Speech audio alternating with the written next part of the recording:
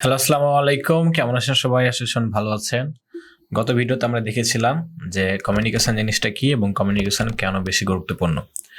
আজকে আমি বোঝানোর চেষ্টা করব আপনাদের যে আপনি এই কমিউনিকেশন স্কিলটি কিভাবে শিখবেন বা কোন কোন স্টেপগুলো ফলো করলে আসলে আপনার কমিউনিকেশন স্কিল শেখা সহজ হয়ে যাবে।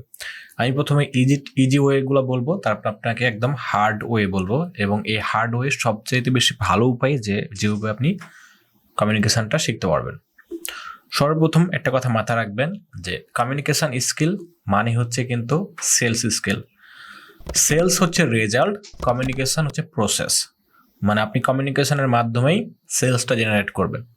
তার মানে কি, আপনি কমিউনিকেশন স্কিল, সেলস স্কিল এই টাইপের যত যা আপনার আশেপাশে আসবে আপনি দেখবেন, আপনি চিন্তা করবেন। মানে এক কথায় কমিউনিকেশন স্কিল আপনাকে নিজেকে শিখতে হবে, আপনার এক্সপিরিয়েন্স থেকে, আপনার চিন্তা শক্তি থেকে।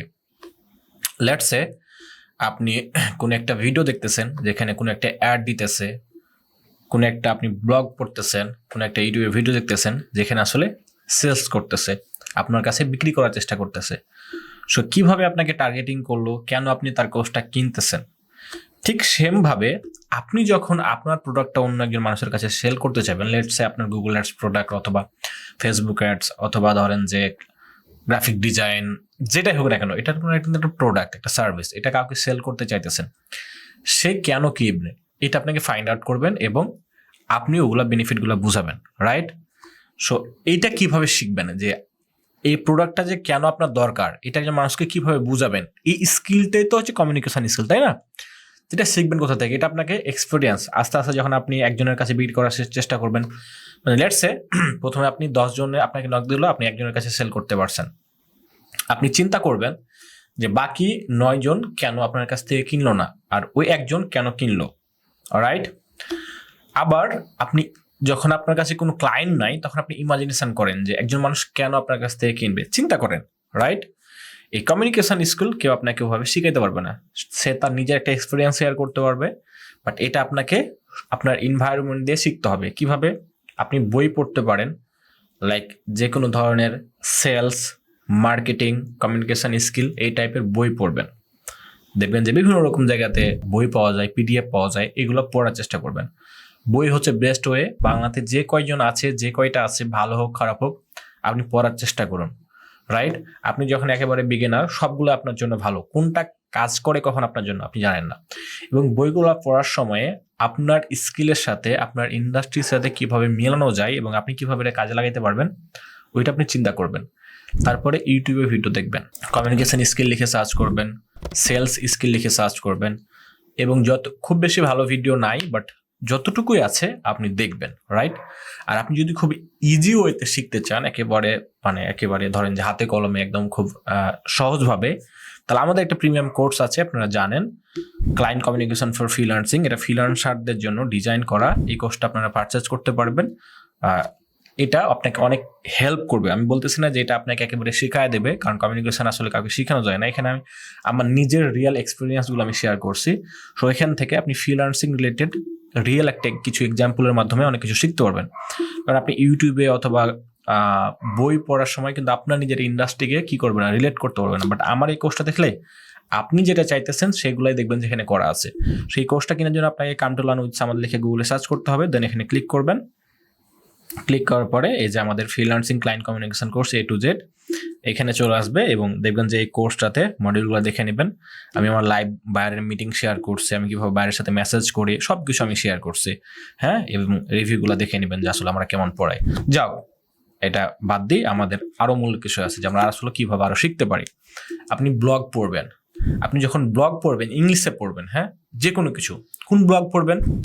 আপনার স্কিল রিলেটেড ব্লগ পড়বেন, কারণ জেনারেলি আপনাকে ক্লায়েন্ট যখন কোশ্চেন করবে তখন কিন্তু ইংরেজিতে করবে, আপনাকে কিন্তু আপনার স্কিল রিলেটেড উত্তরগুলা ইংলিশে দিতে হবে, রাইট?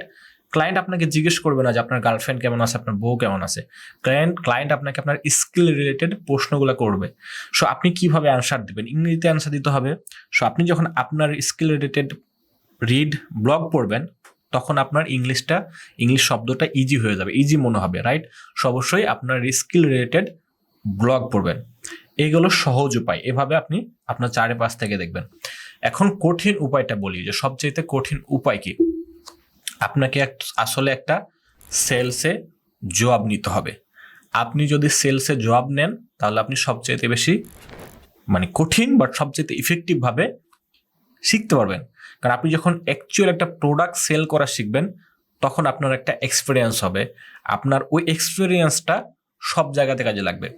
আমি আমার একটা স্টুডেন্টকে জানি যে খুব দ্রুত সাকসেস পাইছে, বাট ও সাকসেস পাওয়ার একটাই কারণ, সে একটা সময় তার জীবনে সেলসে জব করতো এবং কল সেন্টারে একটা কোম্পানির হয়ে কাজ করতো, এবং বলতেছে যে ভাই এটা আমার মানে অসাধারণ কাজে লাগছে এবং আমি এখন নিজে আমার সার্ভিসটা সেল করতে পারি।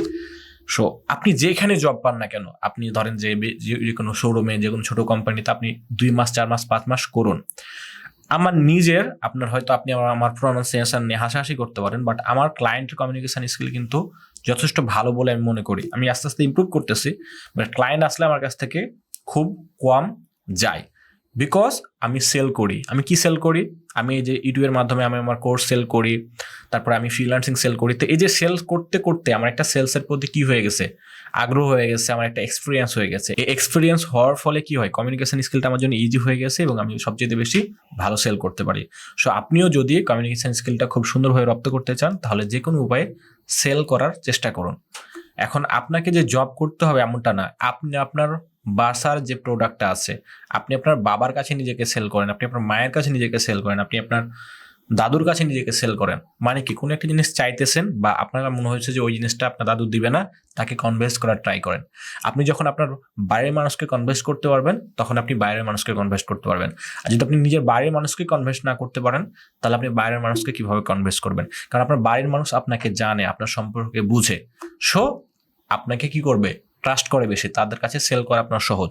সো আপনি আগে নিজের পরিবার দিয়েই শুরু করুন, বিভিন্ন রকম কিছু সেল করার চেষ্টা করুন, আপনার ইমোশন, আপনার আগ্রহ, আপনার চাহিদা। লেটস সে আপনি ধরেন যে একটা ফোন কিনে চাইতেছেন বাট আপনার পরিবার দিতেছে না, আপনি তাকে বুঝান যে কেন আপনার ফোনটা লাগবে। লেটস আপনি ট্যুরে যেতে চাইতেছেন, আপনার পরিবার অনুমতি দিতেছে না, তাই না? আপনার বাবা মাকে বুঝান যে ট্যুরে যাওয়াটা আপনার কত বেশি গুরুত্বপূর্ণ বা আপনার কেন জরুরি। আপনি যখন এই জিনিসগুলোর মাধ্যমে না আপনার কমিউনিকেশন স্কিল ইমপ্রুভ হবে। ট্রাস্ট মি, এগুলোর মাধ্যমেই আপনার ইমপ্রুভ হবে। সো এইভাবে আপনি প্রতিটা অভিজ্ঞতা থেকে, প্রতিটা এক্সপিরিয়েন্স থেকে কমিউনিকেশন স্কিল শিখবেন। এরপরে আস্তে আস্তে যতটুকু সম্ভব আমি ভিডিও দেওয়ার চেষ্টা করবো যে কীভাবে কমিউনিকেশন স্কিলটা আরো ইমপ্রুভ করা যায়। থ্যাংক ইউ সো মাচ, ভালো থাকবেন।